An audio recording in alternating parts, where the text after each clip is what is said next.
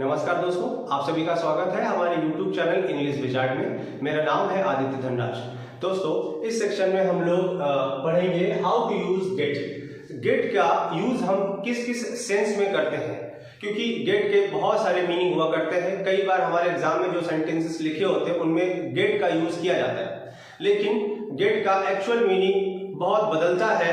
इस वजह से हमें वो चीजें समझ में नहीं आती। आज हम इसी चीज को डिस्कस करने वाले हैं। सामान्यतः गेट के एक या दो मीनिंग लोगों को पता होते हैं। हम आपको पूरे 5 मीनिंग यहाँ पर बताएंगे जो हमारे एग्जाम के लिए बहुत ही ज्यादा इंपॉर्टेंट है। तो चलो हम लोग स्टार्ट करते हैं। यहाँ पर हमने पहला जो यूज इसका लिखा है अंडरस्टैंड के सेंस में। अंडरस्टैंड का मतलब होता है समझना।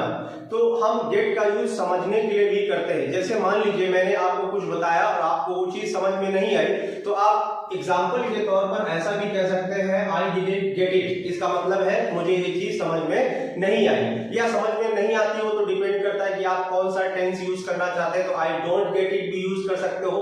तो यहाँ पर जो गेट का यूज किया गया है वो हम किसके लिए इस्तेमाल कर रहे हैं? अंडरस्टैंड के लिए इस्तेमाल कर रहे हैं। तो पहला यूज हमारा हो गया गेट का अंडरस्टैंड। अब हम चलते हैं दूसरे यूज पर, देखते हैं दूसरा यूज हमने किसके लिए यूज किया है? रिसीव के सेंस में। रिसीव का मतलब होता है प्राप्त करना या पाना। जो इसका एक्चुअल मीनिंग हुआ करता है उसके सेंस में भी हम इसका इस्तेमाल कर सकते हैं। जैसे एग्जांपल के तौर पर मैंने लिखा है did you gate my message. यहाँ पर गेट का यूज हमने किसके सेंस में किया है? रिसीव के सेंस में। इसका मतलब यूज हुआ हिंदी में did you gate my message, क्या आपको मेरा मैसेज मिला?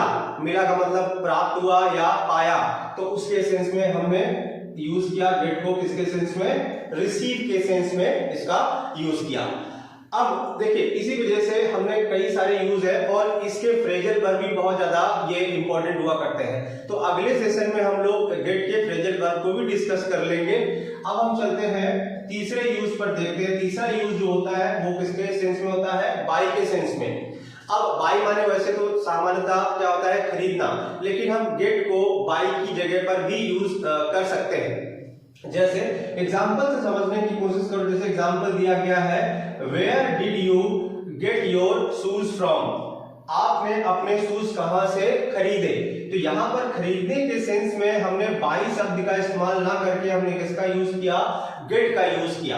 तो देखो, इसी वजह से कई बार होता है कि जब हम किसी सेंटेंस को पढ़ते हैं तो उसका एक्चुअल मीनिंग बाय है जो कि यहाँ पर नहीं लिखा है, लेकिन उसी की जगह पर गेट का इस्तेमाल कर दिया गया, तो हमको समझने में थोड़ी सी परेशानी होती है। और वैसे भी हिंदी मीडियम के जो स्टूडेंट हुआ करते हैं उनको ये और समस्या हुआ करती है। तो हमको इस चीज को, ग्रामर को ज्यादा पढ़ना पड़ता है। तो हम लोग ने अभी तक 3 यूज पढ़े। पहला यूज अंडरस्टैंड का, दूसरा यूज रिसीव का, तीसरा यूज हमने बाय मतलब खरीदने के सेंस में।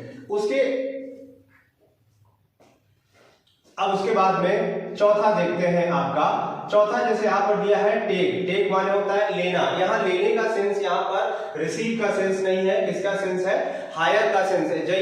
जैसे कई बार हम लोग कुछ भी मतलब हायर का मतलब टैक्सी वगैरह या बस है या ट्रेन है, जैसे बोलते हैं ना मैंने वहां से टैक्सी ले ली, ऐसा कुछ करके। तो उसके सेंस में भी हम लोग किसका यूज कर सकते हैं? गेट का यूज कर सकते हैं। एग्जाम्पल आपके सामने है, आप पढ़ के देखिए। लिखा गया है she will get a taxi to reach there. वो टैक्सी लेगी, लेगी मतलब हायर करेगी या किसी भी तरीके से वहां पहुंचने के लिए। तो यहाँ पर सेंटेंस में लिखा गया she will get a taxi to reach there. तो गेट का एक चौथा यूज हुआ जो इसका सेंस है हायर के सेंस में, इन द सेंस टेक, लेने के सेंस में। उसके बाद में गेट का जो 5वां यूज है वो है अराइव का। अराइव का जो सेंस हुआ करता है पहुंचना, मतलब आ पहुंचना। जैसे एग्जांपल से समझते हैं। जैसे लिखा क्वेश्चन, इसी वजह से मैंने एग्जांपल दिए थे ताकि आपको ये प्रॉपर्ली समझ में आ जाए। 5वां जो यूज है वो अराइव का है। जैसे लिखा गया है what time did you get there. आप किस समय वहां पर पहुंचे थे या आए थे।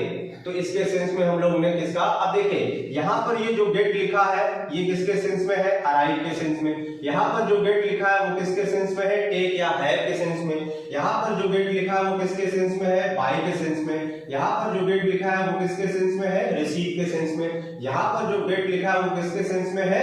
अंडरस्टैंड के सेंस में। तो दोस्तों, ये बहुत ही इंटरेस्टिंग वीडियो था जो गेट के यूज को थोड़ा समझने में परेशानी हुआ करती है। तो हम अब गेट को अगले सेशन में इसके फ्रेजल वर्ब डिस्कस करेंगे। दोस्तों वीडियो कैसा लगा कमेंट करके बताइए, वीडियो को लाइक करिए और चैनल को सब्सक्राइब भी करिए। तब तक के लिए जय हिंद जय भारत।